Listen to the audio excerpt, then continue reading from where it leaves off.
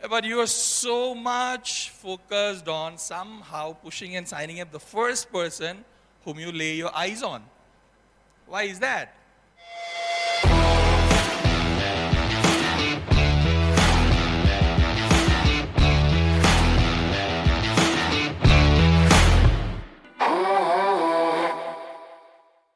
Then with the same logic, you might as well give the job to the person you meet at 9 a.m., isn't it? Exactly. The requirements. All right, now it's easy for you to relate to the job example because you know what the requirements are and it's a process which is familiar to you. Right? Now in our business, definitely there are some qualities a person need to have to become successful in this business. Do you agree to that? Are there some qualities, some requirements a person should have to become successful in this business? All right, can a person who never puts in time, can the person be successful in this? All right, can a person who's not open to learning, a person who has his ego high up, right there up at the sky, can that person become successful? Very unlikely. So when we know what are the qualities, right? What are the characters which will help a person to become successful? Why don't we sort people accordingly? Why do we have to chase down everybody, hunt them down, and then kind of sit on them, with that process of trying to hash them out? One of the main reasons why a lot of people drop out from our business is because they sign up people who are not qualified in this business. When you sign up people who are not really qualified in this business, what happens? What kind of voice do they have?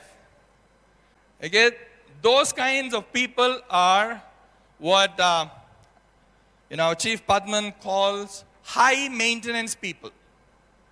Okay? You need to provide them motivation every second.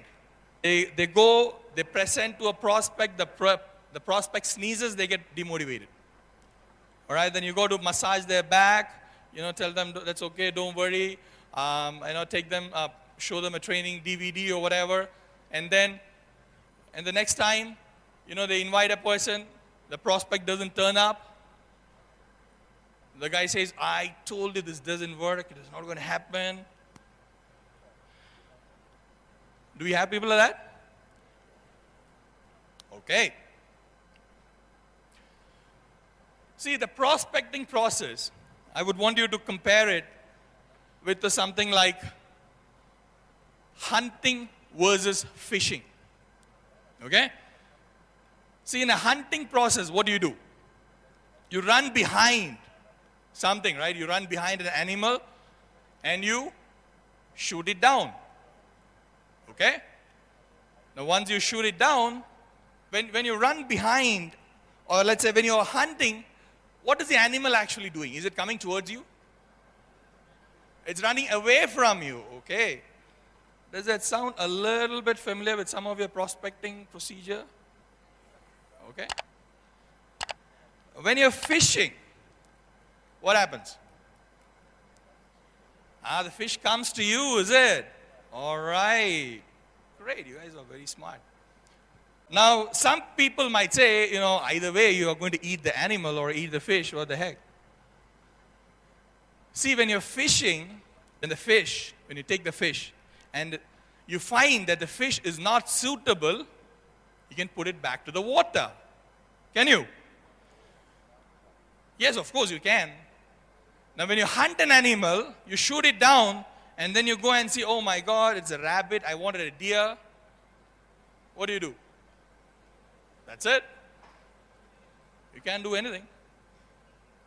See, I've done a lot of research in this. I've spoken to a lot of people in the industry of network marketing, and I've realized that the two major reasons why people either quit or fail in our business is because, one, they talk to the wrong kind of people. All right? Which you can call as dream stealers. And these are people who have the voice which has taken a PhD master's degree. All right? And the second category of people is what we just described, the wrong kind of people, which is non-qualified people. They don't have the skills or they don't have those qualities which would help them to become successful in this business. All right? So now you've got two options. You can either train that person, build that person up, spend next X amount of time building that person, which is the best thing to do if the person has commitment. Okay? And I guess commitment is one of the qualities or one of the requirements that you would want to look for in a prospect, right? So if a person has commitment, then automatically the person becomes a qualified person, a qualified prospect, even if the prospect doesn't have skills. But if a person doesn't have skills and is not committed, I am yet to see somebody who have trained people like that and made them highly successful. Right? It's very difficult. Now you might hear a few examples of such cases when people give testimonies, right?